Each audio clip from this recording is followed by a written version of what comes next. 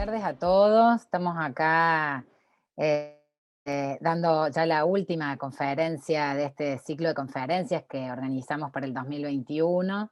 Y así como empezamos con las vacunas y todo el tema de las dudas que generaba cómo vacunarse, con qué vacunarse, cuándo vacunarse, que lo tratamos en la primera conferencia que dimos este año, decidimos cerrar el 2021 con una especie de diálogo entre el reumatólogo doctor Marcos Baravale y la infectóloga Mariana Montamat. La idea de este diálogo es simplemente tomar las preguntas que más frecuentemente estamos recibiendo en este momento de nuestros pacientes y también que vemos que ocurre en los medios y poder responderle con los elementos con los que hoy se cuentan.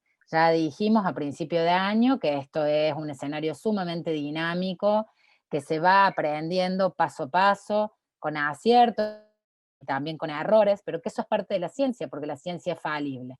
Y sí quiero dejar en claro que nosotros, como reumatólogos, que estamos acostumbrados a tratar pacientes que están inmunodeprimidos por los fármacos que tenemos que darles, por sus enfermedades autoinmunes o por la inmunosenescencia que ocurre cuando uno va avanzando en la vida, tenemos un conocimiento bastante cabal de cuál es el beneficio que se obtienen de las vacunas, pero no lo tendríamos sin el aporte directo de nuestros colegas infectólogos, que son los que más saben de vacunas y que se dedican justamente a promover los beneficios de la vacunación sin dejar de lado los cuidados que hay que tomar cuando realmente está contraindicado vacunar.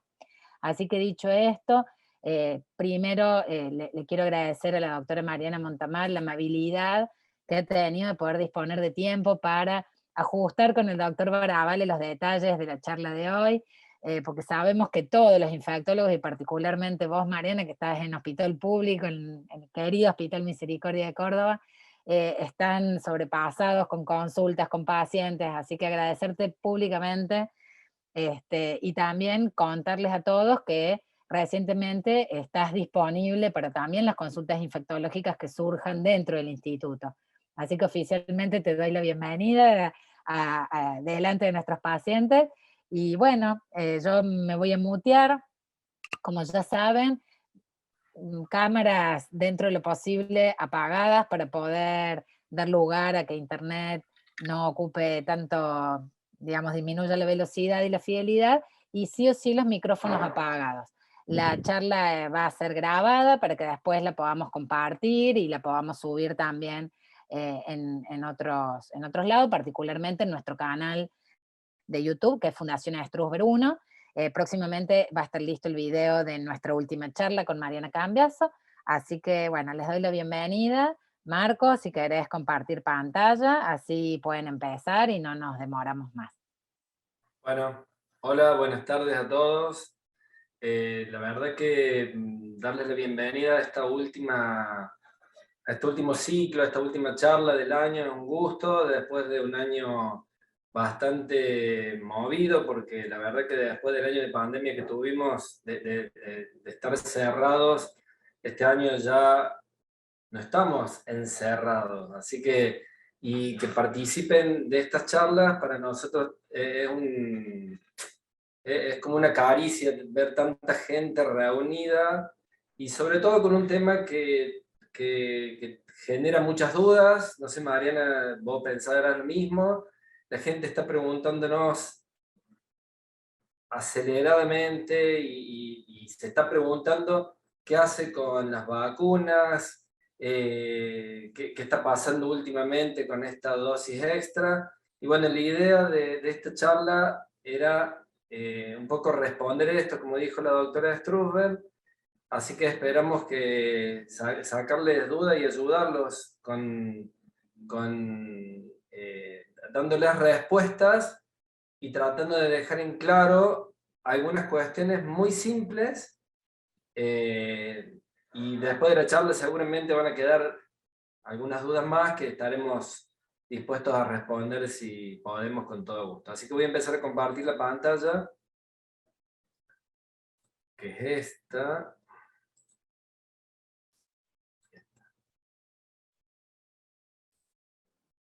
¿Ahí ven?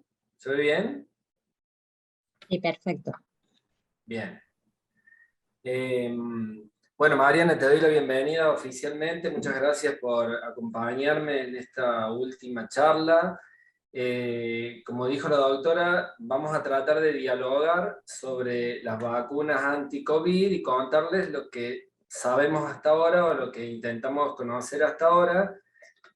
Y como ustedes saben, durante todos estos meses de pandemia hubo muchísima información en relación al coronavirus, no solamente a qué era el virus, cómo venía, cómo se contagiaba, cuánto afectaba, las publicaciones sobre, o los números que nos llegaban sobre cuánta gente internada había, cuántos fallecimientos, cuántos se curaron, cuántos siguen, y después de esa avalancha vino la avalancha sobre qué tratamientos hacer para los pacientes que estaban afectados y para los pacientes que estaban internados y para los que se iban de alta.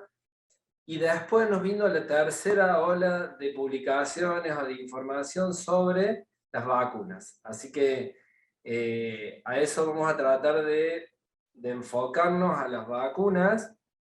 Y bueno, y para dar comienzo a esta cuestión, a esta charla, la primera pregunta que tengo para vos, Mariana, es: ¿qué vacunas tenemos en nuestro país? ¿Cuáles vacunas de todas las que se mencionaron tenemos disponibles? Bueno, primero que todo, buenas tardes, muchas gracias por la invitación, realmente es un honor estar acá y poder tener esta charla con vos, Marcos. Esperemos, como vos decís, tratar de sacar las dudas en este ámbito, que bueno, vamos a ver cómo nos va, ¿sí?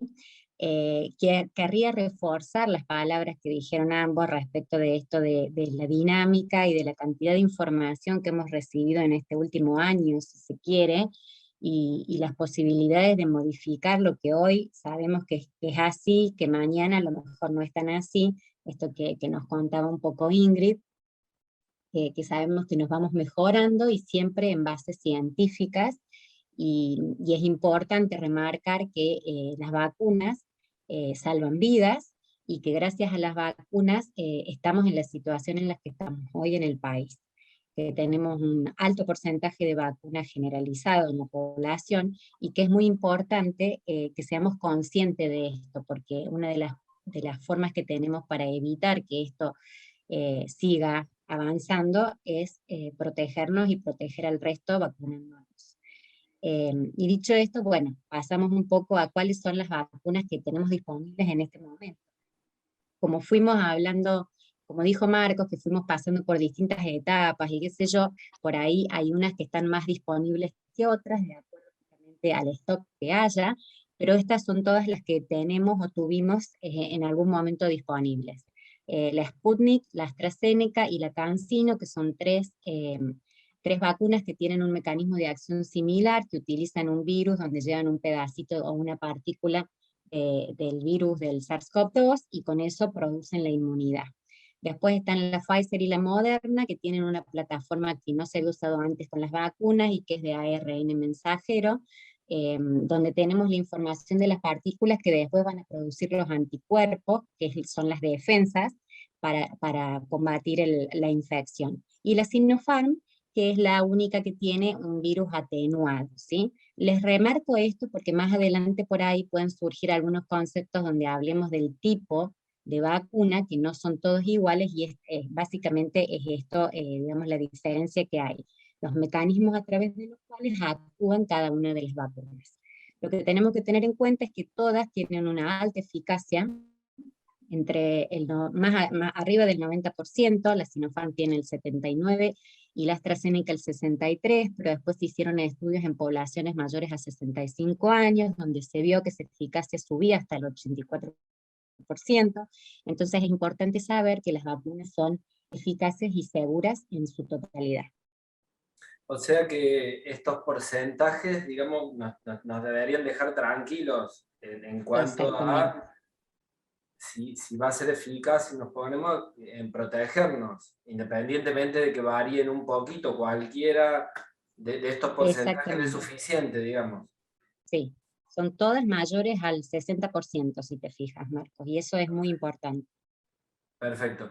Bueno, ya conociendo un poco las vacunas que tenemos disponibles, porque como dijiste, hemos utilizado todas en distintos grupos de edad, por ahí eso es lo que puede llegar a cambiar. Te preguntaría, pasaría a la segunda pregunta, y para ver si alguna de esas vacunas que mencionaste es mejor, si hay alguna recomendación especial, y si tenemos que hacernos algún análisis para saber si la vacuna hizo efecto o no hizo efecto, o si tenemos que esperar algún momento en particular para poder vacunarnos, por ejemplo. ¿Qué me Bueno, podés contar de esto?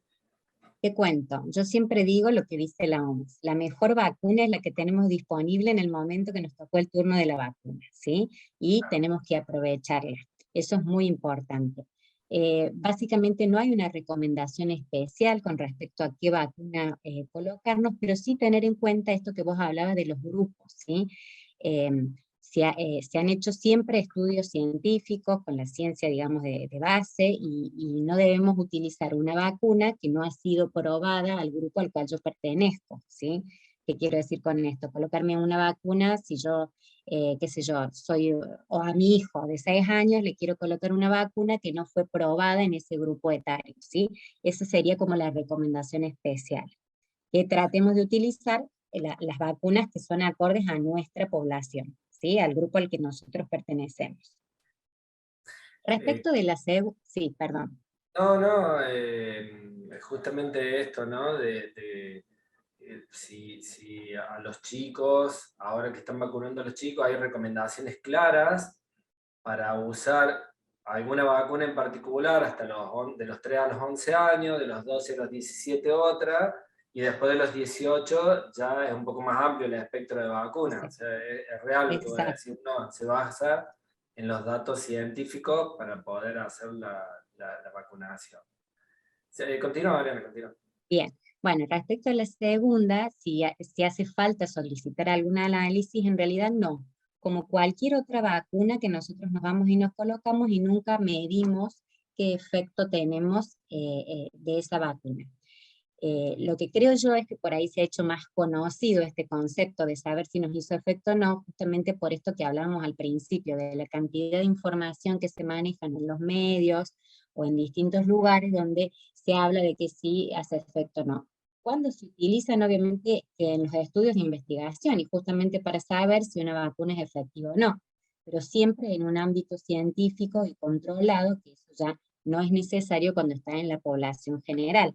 Cuando la vacuna ya se dispensa a todo el mundo, quiere decir que ya ha pasado por esa etapa, ¿sí? O sea que no tiene Eh, ningún sentido que alguien quiera hacerse los anticuerpos para saber si está inmunizado o si la cantidad que tiene le sirve o no le sirve, porque sabemos que la vacuna sirve. Exactamente, porque Perfecto. aparte incluso ni siquiera hay un valor donde digamos, bueno, tenés más de 10, sirve, tenés menos de 10, no sirve. O sea que en realidad por ahí confundiría más que ayudar. Perfecto. Sí, sí, se entiende, se entiende. Y Eh, entonces, ¿existe un momento mejor para vacunarse? y en realidad el mejor momento es el día que te toca el turno. Hay muy poquitas, digamos, situaciones en las que sería es preferible posponerlo si se quiere.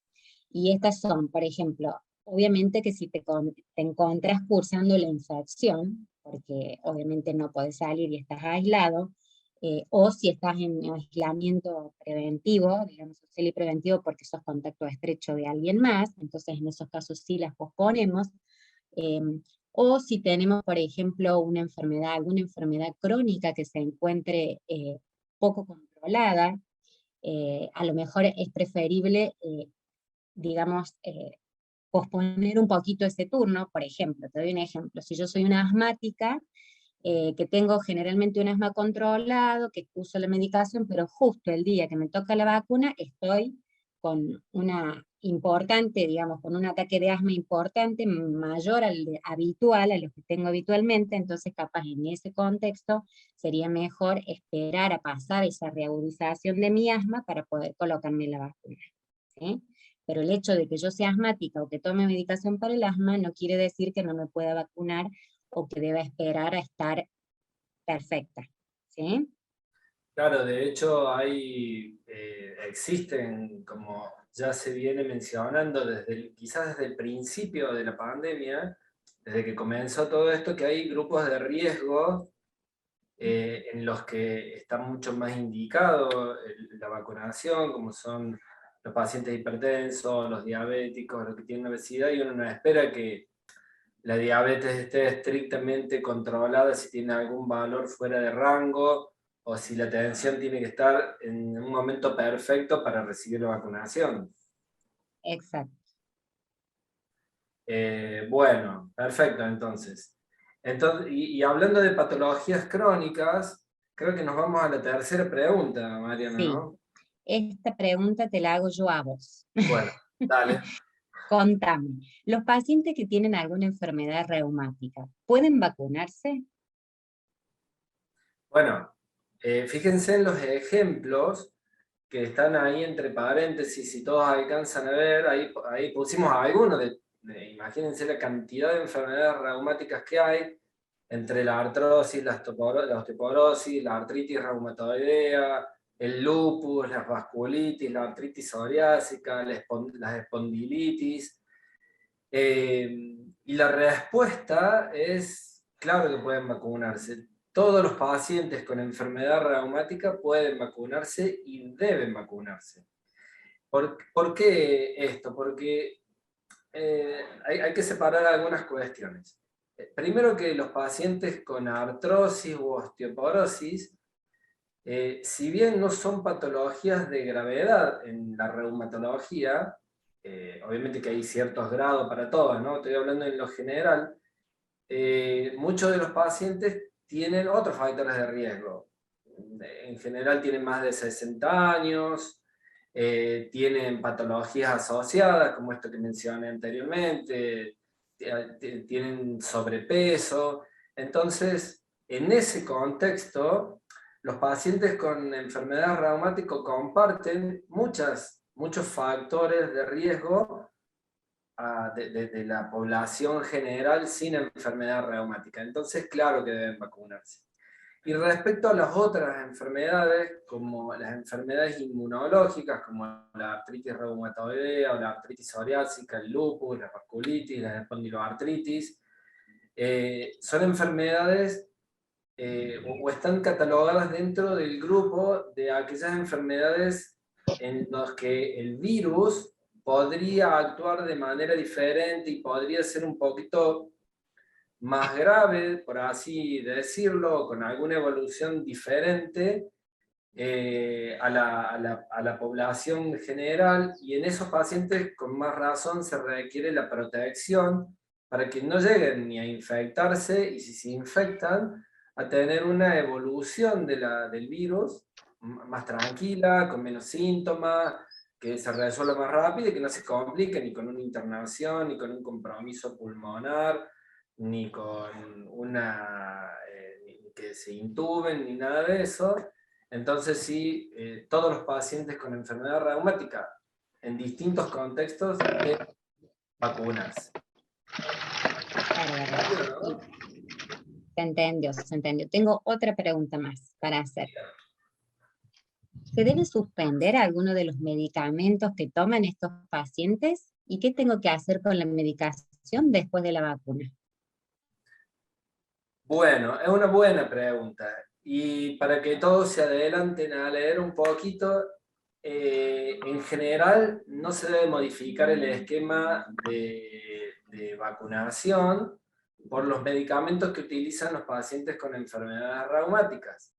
Es cierto que si uno toma medicación para la artrosis o la osteoporosis, no hay que tocar absolutamente nada, pero si uno usa algunos medicamentos para las otras enfermedades, como alguien que utilice, que tenga una artritis reumatoidea, el metotrexato, o la flunamida, o los medicamentos biológicos, o alguien que tenga lupus y esté utilizando azatioprina, ciclofosfamida, o necesiten colocarse medicamentos por vía endovenosa, bueno, hay algunas excepciones a esto que digo, y sí hay algunos medicamentos que uno los suspende transitoriamente, ¿no? Obviamente que se colocan la vacuna y deben retrasar el inicio de algunos de esos medicamentos, suspenderlo unos días antes y unos días después.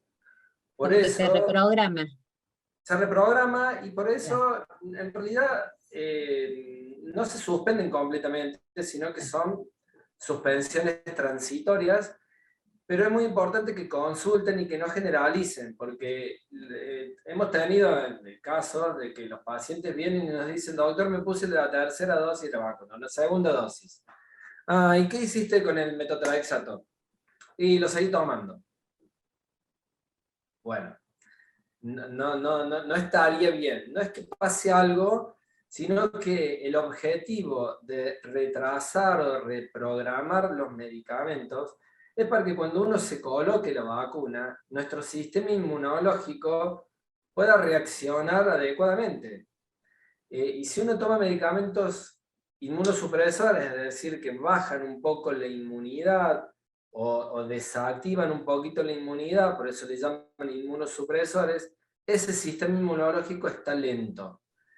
Y a lo mejor la respuesta a la vacuna que uno espera no es la adecuada. Entonces, si uno suspende una o 2 semanas los medicamentos, el sistema inmunológico puede reaccionar mejor y por eso la recomendación es que consulten para saber qué medicamentos tienen, cuáles están tomando y qué vamos a hacer con esos medicamentos para que la vacuna sea lo más eficaz que se pueda, que pueda hacerse. Muy importante que llamen, que pregunten, que consulten, y los que ya han pasado por situaciones de vacuna, bueno, a veces aprenden y dicen, doctor, yo me puse la vacuna y hice esto con la medicación, y está bien, o sea, está perfecto. Así que esa sería la respuesta. Después seguramente va a haber preguntas de qué hago con el biológico, qué hago con el metotrexato, qué hago con ciertos medicamentos, que intentaremos responderlas. Los que vienen tomando la medicación para osteoporosis no hace falta que modifiquen nada, por ejemplo, o para la artrosis tampoco. No hay recomendaciones al respecto. Así Perfecto, que, súper claro. bueno, espero que todos entiendan que tienen que consultarnos, ¿no? O que consultar a sus médicos, por supuesto. Bueno, ¿querés que pasemos al siguiente? Dale. Dale. Ah, bueno, acá este es un problema, ¿no? Sí. ¿No te ha llegado esta pregunta? Hay que Sí, preguntarle a todos los médicos que están viendo la charla si les han hecho esta pregunta. si alguna vez le preguntaron esto, claro. Si un paciente tiene antecedentes de trombosis, si deberíamos adoptar alguna recomendación especial. ¿Esta te parece si la respondemos entre los dos? Dale, dale. Te digo esto, porque en realidad hay muchos estudios que se hicieron sobre este tema, porque se vieron casos de algunas trombosis con alguna vacuna en particular. ¿Vos me podés decir de cuál estamos hablando puntualmente, Mariana? Con la AstraZeneca. Con la Claro. AstraZeneca. Con la vacuna de AstraZeneca ha habido algunos casos de trombosis, y los organismos internacionales se han expedido al respecto. Y fíjense en esta diapositiva. Si, obviamente que los pacientes vienen y nos dicen, doctor, yo tengo antecedentes de trombosis, yo tengo un amigo que tiene antecedentes de trombosis y puede administrarse la vacuna con ese antecedente, o hay gente que tiene esta tendencia por algún factor en el cuerpo, por alguna enfermedad, de alguna alteración de algunas proteínas especiales, que pueden provocar o que tienen esa tendencia a provocar trombosis, por eso se llama trombofilia, que es la tendencia a tener trombosis, o incluso en algunos pacientes que dicen, doctor, yo estoy anticoagulado, no me gustaría ponerme la vacuna esta, por el riesgo que hay, y la respuesta a todas esas preguntas es, sí se pueden vacunar. No hay hasta ahora ninguna recomendación especial para suspender la vacunación, sobre todo con la vacuna de AstraZeneca, en pacientes que han tenido o antecedentes de trombosis o que tienen esta condición que puede generar riesgos de trombosis, o los pacientes que han tenido trombosis y están anticoagulados, sí se pueden colocar la vacuna, y de hecho, como Mariana mencionó al principio, hay un alto porcentaje de protección contra el virus, y los números a nivel de la evidencia científica que ha salido hasta el momento, dicen que el coronavirus, que la infección por coronavirus, Mariana, corregime si es al revés, tiene muchísimo más riesgo, creo que entre 8 y 10 veces más riesgo de trombosis que los Que la pacientes vacuna. con vacuna. De hecho, para que ustedes vean, el 0,04% de los pacientes que se vacunaron, o sea, es muy bajito el porcentaje de pacientes que han tenido algún evento de trombosis con la vacuna. Es decir, si les toca la vacuna AstraZeneca, en el momento que les toque, y justo esa vacuna y tienen algún antecedente de esto, se pueden vacunar igual. Y si están anticoagulados, el riesgo de sangrado por la vacuna es mínimo. O Es sea, mínimo, tal cual. no tienen que dejar de vacunarse por eso. Una sola cosita para sumar a todo esto que vos nos contaste es que por estos casos que hubieron en Europa, sobre todo con esta vacuna que acabamos de mencionar, incluso se dejó de colocar y se hicieron estos estudios donde pudieron llegar a este porcentaje que nos contaba Marcos, y vieron que en realidad la infección en sí era más riesgosa a padecer una trombosis que la colocación de la vacuna. Y esto gracias a los estudios que se hicieron. Mientras tanto, hasta que llegaron a esta conclusión, habían suspendido la vacunación con AstraZeneca. Cuando vieron que esto era más beneficioso que perjudicial, entonces volvieron a colocarla, ¿sí? Y que forme parte de los esquemas de vacunación en Europa. Y con respecto a los anticoagulados, en realidad con una correcta técnica de colocación, el riesgo de que se haga un hematoma o de que tengan un sangrado es mínimo. O sea que tampoco sería, digamos, una traba para que puedan colocarse la vacuna. Bueno, de hecho, esto de la trombosis y los medicamentos, las condiciones en las que los pacientes pueden tener trombosis, existen medicamentos que uno ya conoce que generan mucho más trombosis que esta vacuna. Y si ustedes ven la cantidad de pacientes que usan anticonceptivos orales, por ejemplo, los anticonceptivos son uno de los medicamentos que más trombosis pueden generar. Eso no significa que los dejen de tomar, simplemente que hay datos que hablan de que el porcentaje de trombosis por anticonceptivo es mucho más que el porcentaje de trombosis por la vacuna. Y también ciertas condiciones, por ejemplo, el estar en reposo un tiempo prolongado o en los viajes prolongados, que también hay riesgo de trombosis. Siempre les decimos a los pacientes que si van a hacer un viaje de 12 horas, que cada tantos minutos se levanten, camines para evitar ese estancamiento y el riesgo de trombosis por estar quieto mucho tiempo, y eso sí, ese riesgo es mayor que el riesgo de la vacuna en sí. Así que pueden vacunarse normalmente. Bueno, Ariana, continuamos, ¿te parece? Y yo tengo una pregunta para vos ahora. Vos me hiciste 3, ahora yo tengo 4 seguidas para vos.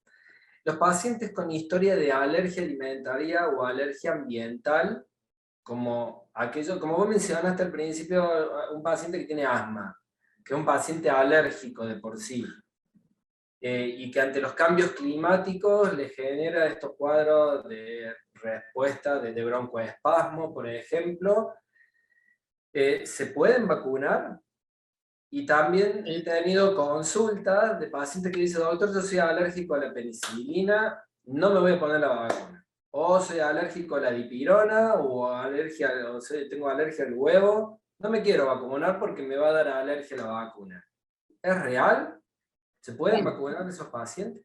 acá lo importante es lo que venimos contando, o sea, con toda la información que tenemos, no se han visto casos en los que haya habido alguna relación con respecto a si tienen una historia de alergia ambiental o si tienen alergia a los cambios climáticos. O sea, eso está totalmente desestimado, que haya alguna relación y por lo tanto no debería ser un factor que evite que la gente se vacune, ¿sí? Y con respecto a los medicamentos, ninguna de las vacunas que mencionamos anteriormente tiene estos medicamentos, ¿sí? Entonces tenemos que saber que si nosotros somos alérgicos a algo puntualmente, lo que debemos saber es si eso forma parte del excipiente que tiene la vacuna, que son casos rarísimos, ¿sí? Y que si ya se ha colocado otras vacunas, debería saber si es alérgico o no a esos excipientes, ¿sí? Porque son productos que se utilizan en la mayoría de las vacunas, ¿sí? Que son, digamos, que ayudan a que la vacuna sirva, ¿sí? El componente, qué sé yo, algunas tienen sodio, otras tienen aluminio, pero en general y a rasgos generales no hay nada que contraindique, digamos, si vos tenés alergia a algún medicamento, no tenés contraindicación de colocarte la vacuna. O sea, Lo tampoco... que sí es importante, sí, perdón, sí, dale, termina el concepto. no, lo que sí es importante tener en cuenta es que si nosotros ya nos hemos colocado la primera dosis de la vacuna y ahí hemos hecho una reacción grave con compromiso de la vida, que es lo que nosotros llamamos anafilaxia, entonces ahí sí la segunda dosis no debe ser de la misma plataforma de vacuna, no te debes colocar la misma vacuna, se debe utilizar otra, ¿sí? Pero sería el único antecedente y que son muy pocos los casos que se han visto a nivel mundial donde se produce alguna anafilaxia que puede ser por una alergia en sí a las proteínas que se utilizan del mismo coronavirus, digamos. Claro, eso te iba a preguntar, es decir, si un paciente se coloca, vamos a poner como ejemplo la Sputnik, el primer componente, porque fue la primera que tuvimos, e hizo alergia, no contraindica que se coloque la AstraZeneca de después o la No. Moderna, que hubo estos esquemas de mezcla de vacunas, no hay problema que se coloque las otras. No, de hecho es la indicación. Una de las indicaciones de tener un esquema heterólogo, como le llamamos, de distinta vacuna, es que haya hecho una reacción alérgica grave con la primera. Excelente, excelente. Me parece que está bastante claro que no tienen por qué preocuparse si tienen este tipo de antecedentes de alergia, se deben vacunar igual. Así que... Bueno, y recién mencionaste estos esquemas heterólogos que se llaman, que son estas combinaciones de vacunas. Esto empezó este año. Todo el mundo sabe y les ha tocado a veces que como quizás estaban demoradas algunas de las vacunas, empezaron a colocarse vacunas de otras plataformas, como mencionó Mariana al principio, que la Sputnik o la AstraZeneca tienen una plataforma, la Sinopharm otra, la Moderna y la Pfizer otra. ¿Podemos usar cualquier vacuna? ¿Se pueden utilizar estos esquemas combinados de cualquier manera? Hay estudios que se hayan hecho porque dicen, no, los pusieron porque sí, nomás. ¿Hay algo que avale en evidencia de que se pueden colocar estos esquemas mezclados? Claro. Es importante esto que vos decís, porque todos los esquemas que hay actualmente han realizado estudios previamente para comprobar que son seguras las combinaciones y que tienen efectividad igual o mayor que el esquema homólogo, digamos. Sputnik 1, Sputnik 2 es tan efectiva como Sputnik 1 AstraZeneca, por decir, o Sputnik 1 Moderna. ¿sí? Nosotros hemos visto, en el resto del mundo tuvieron algo similar a lo que nos pasó a nosotros, de que no llegaba la segunda dosis y de que estaban en falta las vacunas. Entonces empezaron a hacer estudios donde veían esta combinación y trabajos científicos, obviamente, con toda la metodología, y ahí pudieron comprobar que sí, que efectivamente eran seguras y que eran efectivas, que eran las dos cosas más importantes. Primero, no hacer daño, y segundo, que sirvan. Entonces, los estudios que se hicieron en Europa se llaman el COMVAC, perdón, o el COMVIVAC. Se hicieron en otras partes del mundo, en Canadá también se hicieron, de acuerdo a la vacuna que ellos disponían, iban combinando AstraZeneca con ARN o Pfizer con AstraZeneca, bueno, y vieron que realmente daban buenos resultados. Puntualmente, acá en Argentina, lo que recomendamos, lo que se recomienda es, primero, tratar de cumplir el mismo esquema con el que se inició. Y si por alguna situación, porque no hay, porque hice una reacción adversa severa, puedo combinar con esquemas diferentes. Y los esquemas recomendados son estos. No se puede utilizar cualquier vacuna con cualquier combinación, porque vamos una vez más a lo mismo. Los estudios se han hecho con estas. Entonces, la información científica nos avala a hacerlo con estas vacunas. Como decíamos, el componente 1 de la Sputnik, que puede utilizar AstraZeneca o Moderna, y el intervalo mínimo entre ambas dosis debe ser de 8 semanas, y AstraZeneca se puede combinar también con Moderna. Y el intervalo siempre es el mismo, 8 semanas, como mínimo, ¿sí? O sea que estos esquemas combinados demostraron también mucha efectividad frente a la protección contra el virus.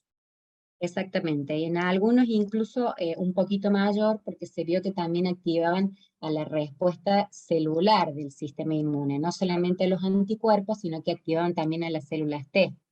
Entonces, hasta incluso en algunos casos se vio mayor respuesta. Bueno, así que esta es una de las partes importantes, digamos, para contarle a la gente de que si necesitan completar sus esquemas de vacuna y no está la misma vacuna, pueden utilizar alguno de estos esquemas, obviamente, que son los que están avalados por el Ministerio de Salud de la Nación y que son los que están publicados y que son los que se está utilizando. ¿Está? Yo te iba a preguntar algo en relación a esto. El intervalo entre una vacuna y otra dice mínimo 8 semanas, pero si pasan 10 o pasan 12 semanas, ¿hay algún problema? No, en realidad lo que tenemos que tener en cuenta es que los estudios se hicieron entre 8 y 12 semanas, y esa es la información que tenemos, digamos. Sabemos que ese es el periodo en el cual sí son efectivas con ese porcentaje de efectividad que vimos al principio de acuerdo a la vacuna, ¿sí? En cambio, cuando nosotros nos pasamos de ese tiempo, a lo mejor la efectividad no es tal, pero porque no tenemos la información para decir que no es tal o que sí es tal, porque los estudios se hicieron hasta 12 semanas, ¿sí?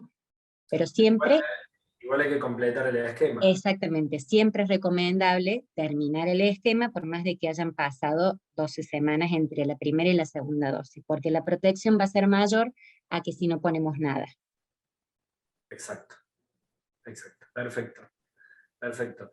Bueno, otra de las consultas que tenemos, o de los comentarios que tenemos en nuestros pacientes cuando vienen a vernos, es que siempre le pasan a los otros, ¿viste? Nunca le pasan a los otros. Dice, che, tengo un amigo que se vacunó y que después de la vacunación tuvo COVID. Se puso una, tuvo COVID, o se puso las dos y se contagió lo mismo. Esto es real, existe en los pacientes que tienen COVID después que hayan completado el esquema de vacunación. Se pone lo mismo la vacuna, porque ¿para qué me lo voy a poner si igual tengo riesgo de contagio? ¿Se deben vacunar igual? Claro. Nosotros lo que sabemos es que con la vacunación tenemos un alto porcentaje de cobertura, pero ese porcentaje no es el 100%. Entonces, a la primera pregunta que vos me hiciste, te diría que sí, que te podés infectar con el coronavirus, aunque vos estés vacunado y tengas las dos dosis. pero seguramente la enfermedad va a ser diferente a que si no te hubieras vacunado. O sea, probablemente o no tengas síntomas, o tengas síntomas leves, una enfermedad leve o moderada, dolor de cabeza, dolor de cuerpo, a lo mejor pérdida del olfato, del gusto, y no pase de eso, ¿sí? Lo que sí tenemos que tener en cuenta es la siguiente pregunta, que en quiénes se darían los casos graves. Se han visto casos más graves o con mayor compromiso en estos pacientes que venimos mencionando, que tienen factores de riesgo para no evolucionar favorablemente. O sea, en aquellos que, por ejemplo, se ha asociado con enfermedades cardiovasculares, inmunodeprimidos, obesidad. Ese tipo de pacientes tienen más riesgo que la población general de, a pesar de estar vacunado, tener una enfermedad un poquito más grave. Por eso son los que se les debe dar mayor cobertura vacunal y deben estar vacunados incluso antes que el resto. Mariana, estos pacientes que vos mencionas, en realidad son los que tienen los mismos factores de padecerlo en forma primaria, o sea, aunque si no están vacunados, van a tener, digamos, el riesgo alto de padecer COVID, y si están vacunados ese riesgo disminuye, pero aún así pueden tener algún cierto grado de gravedad, aunque estén vacunados. Es así, o sea, son el mismo grupo de riesgo que pre-vacunación. Exactamente, y por eso se viene la nueva estrategia, que es la colocación de una dosis más Bien. en el esquema de vacuna. Ya vamos a ir a eso. Yo quiero detenerme un minuto porque esa es la siguiente pregunta que tengo, una de las próximas que tengo. Cuando nosotros recomendamos la vacuna y mostramos los porcentajes de eficacia al inicio, y vos lo mencionaste en algún momento, ninguna de las vacunas llega al 100%, o sea que la estrategia de cuidado más allá de la vacuna sigue siendo seguir cumpliendo con el resto de las recomendaciones, como el cierto distanciamiento, que ahora la verdad es que hay bastante poco, el uso del barbijo, el lavado de manos, el alcohol en gel, todo eso debemos seguir cumpliéndolo para cubrir quizás ese porcentaje que Exacto, no nos da la eso es súper vacuna. importante, porque llegaron las vacunas y nos olvidamos del resto a lo mejor. Entonces, en realidad el concepto tiene que ser que nos tenemos que seguir cuidando. Si estamos en un lugar cerrado, tratar de ventilar, de que haya ventilación cruzada, el uso del barbijo, el lavado de manos, el alcohol, esas cosas no las tenemos que dejar, digamos, de lado. Ya llegaron para quedarse, ¿sí? Y tenemos que tratar de continuar con eso hasta que esto se mejore un poco, digamos. Bueno, bueno, acá les habíamos puesto esto y nos olvidamos de pasarlo, pero en realidad es lo que mencionó Mariana, que los pacientes que se vacunan pueden tener una enfermedad un poco más leve y que es importante completar el esquema de vacunación, porque incluso hasta puede haber COVID, porque uno puede cursar COVID sin síntomas si está vacunado también, o sea que va, se hace el anticuerpo porque cree haber estado en contacto con alguien, lo tiene y no tiene ningún síntoma asociado, y probablemente la vacuna logre que uno curse el COVID con muy poquitos síntomas o asintomático, y bueno, ahí está la enfermedad o los grupos de mayor riesgo. Y una cosa, perdón, antes que pasemos a la próxima, que es importante que recordemos que el paciente, por más que esté vacunado, así como se puede infectar, también puede contagiar. Entonces ese paciente, cuando esté con la infección, por más de que no tenga síntomas, lo mismo debe hacer el aislamiento, ¿sí? Claro, aunque esté asintomático, debe cumplir la restricción de salida, digamos, de quedarse guardado. Exactamente. Perfecto. Bueno, eso es muy importante, que ponemos el riesgo a los demás si no cumplimos eso. Bueno, se viene la pregunta vedette. ¿Qué se sabe de la dosis de refuerzo, esta tercera dosis que La verdad que eh, nos ha generado muchas dudas cuando comenzó a hablarse de esta dosis de refuerzo. Y también, ¿no? Un poco esto de saber si hay información suficiente o si los estudios que se han hecho han dado, digamos, la recomendación con la fuerza de científica necesaria para decir, che, esta dosis hay que colocarla porque si no pasa tal y tal cosa. ¿Es así? Nos debemos colocar la dosis de refuerzo, ¿cuándo debemos ponerla? ¿Qué diferencia hay entre estos conceptos de dosis de refuerzo o una tercera dosis? Todo tuyo, Mariana. Bueno, bien. En realidad, un poco lo que estabas comentando vos, Marcos, o sea, sabemos que por más de que tengamos digamos, el esquema completo de vacunación, hay ciertas patologías o ciertas poblaciones que tienen la inmunidad un poco disminuida y que la respuesta inmunitaria a la vacuna a lo mejor no es la esperada, aunque tengan el esquema completo. Entonces, en este tipo de pacientes nosotros hablamos de dosis adicional, ¿sí? Y que lo dividimos un poquito y hacemos la diferencia del refuerzo del booster, porque en estos también tienen el esquema completo, pero inicialmente llegan a una buena respuesta inmunológica, con buena cantidad de anticuerpos, si se quiere. En la dosis adicional son estos pacientes que te decía, que son inmunodeprimidos, o la misma inmunosenescencia de la que hablaba Ingrid al inicio de la charla, donde el sistema inmune también envejece, entonces la respuesta del sistema inmune no es la misma. Entonces, por más de que tengamos las dos dosis, la respuesta no es igual. Y por lo general son este grupo de pacientes que tienen riesgo de enfermedad más grave. Entonces a ellos es que debemos colocarle esta tercera dosis, y que la diferencia con la del booster es que aparte el tiempo no debe ser tan alejado, no necesariamente tienen que pasar 6 meses, sino que con 4 semanas de diferencia de la última dosis ya la podemos colocar, ¿sí? De todas formas, también fue un tema, si se quiere, ético, esto de hablar de una tercera dosis cuando todavía había personas que no tenían la primera. Entonces yo creo que ahora en realidad estamos en condiciones de decir, hay suficientes vacunas, hay gente que todavía no tiene la primera dosis, pero por elección, no porque no hay disponibilidad de vacunas. Entonces para aquellos que se ven, digamos, desfavorecidos por la enfermedad o por la edad, poder colocarse una tercera dosis, tanto como aquel que todavía no se la colocó, que se coloque la primera. Y con respecto al refuerzo, como les dije antes, la respuesta fue suficiente, pero con el tiempo se fueron perdiendo los anticuerpos.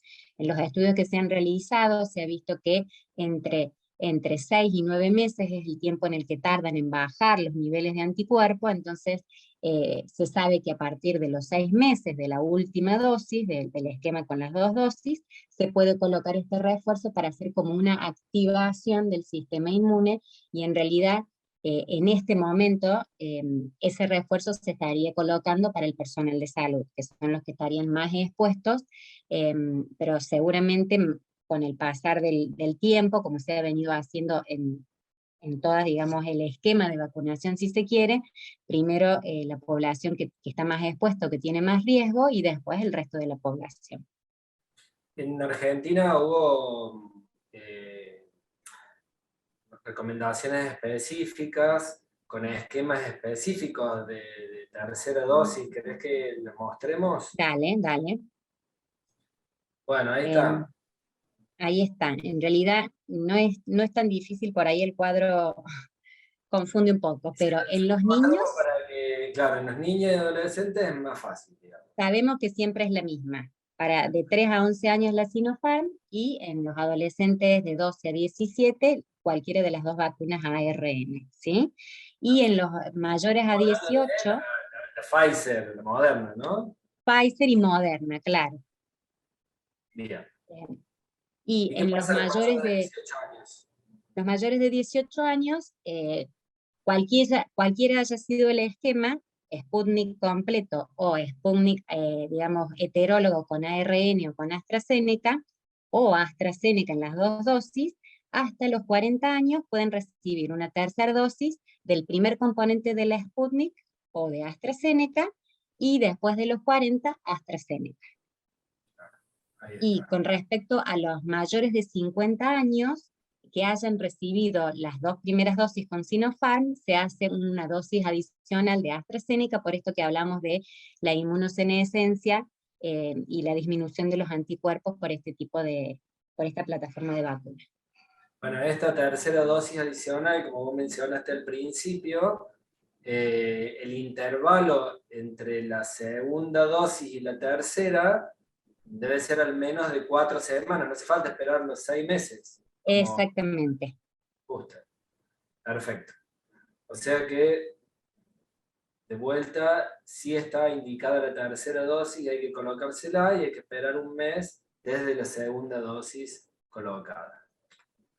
Bueno, yo no sé si la anterior fue la pregunta BD o la verdad que esta es la pregunta BD, ¿no? Comparte el podio con esto, ¿no? Comparte el podio, no sabemos quién gana de las dos. Primero si la tercera dosis o estamos invadidos ahora por variantes del coronavirus y no sabemos si las vacunas las cubren, si nos protegen contra esas variantes. La que más se ha conocido en los últimos tiempos fue la Delta, ¿no? Uh-huh. ¿Nos protegen las vacunas? Bueno, a rasgos generales, sí. Lo Bien. que quiero comentarles, así como para que entiendan en general, qué son las variantes, que es cuando un virus, como cualquier virus, va cambiando, ¿sí? Y esos cambios hacen que se favorezca, que sea su reproducción, por ejemplo, que se pueda transmitir más fácil, o que produzca una infección más grave. Entonces, de acuerdo a esas alteraciones o cambios en su información genética, son las variantes que van habiendo. Y los virus, cuando se reproducen, tienen como muchos errores y hacen muchas variantes, pero solamente nos preocupan justamente las que tienen alguna implicancia epidemiológica, o sea, por eso se llaman variantes de preocupación.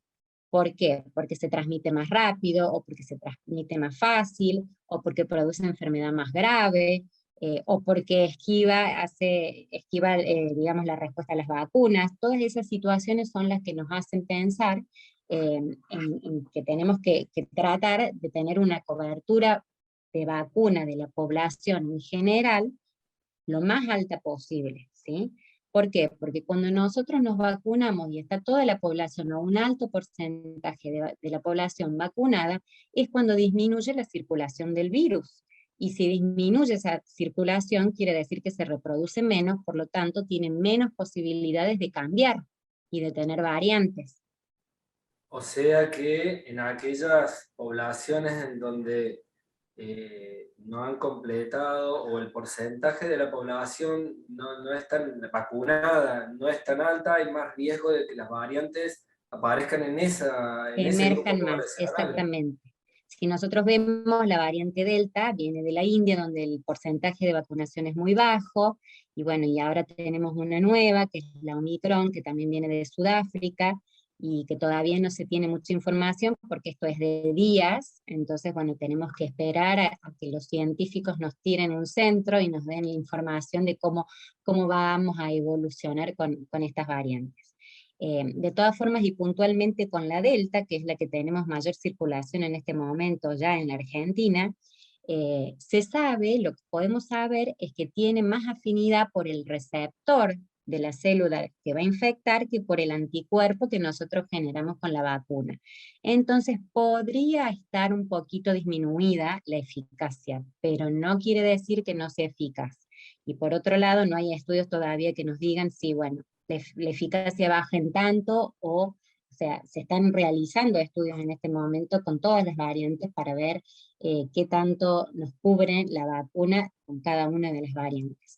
Mariana, ¿es más grave la variante Delta que la variante original, digamos que la cepa original del virus? No, por suerte no. Los casos, se ven más casos y se transmite más, pero son casos leves o casos moderados, donde el tratamiento generalmente se puede hacer ambulatorio desde la casa, digamos, pero siempre tener en cuenta que los pacientes que tienen factores de riesgo para enfermedad grave, no importa la variante, van a tener factor de riesgo de enfermedad grave si no tienen la vacuna.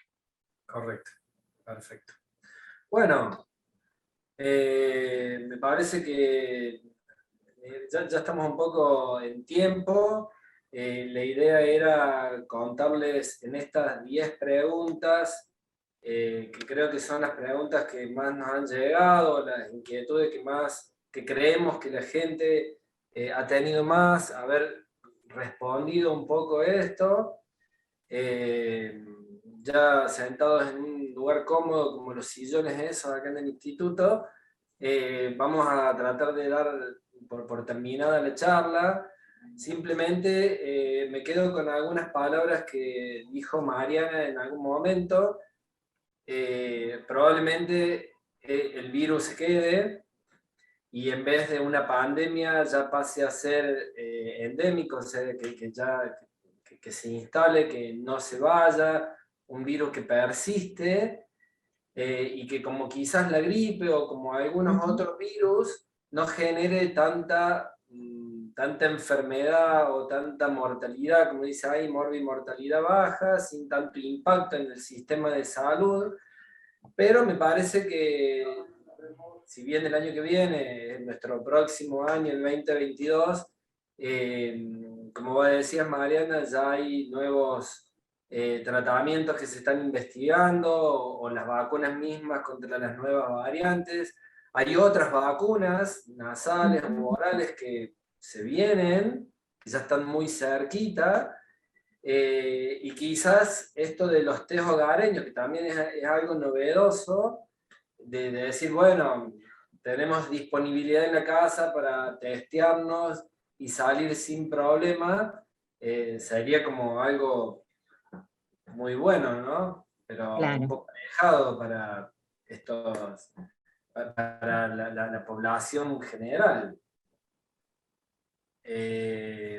Bueno, sin más, queremos agradecerles a todos por haberse quedado ahí estos minutos. Y realmente, Mariana, te agradezco de corazón porque fuiste muy clara. Creo que nos sacaste muchas dudas, pero vamos a dejar a la gente que siga preguntando, porque por lo que veo en el chat hay un montón de preguntas. Uy, vamos a ver.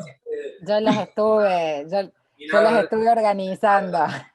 Ahora, y voy a dejar de compartir la pantalla. Dale. Nuevamente,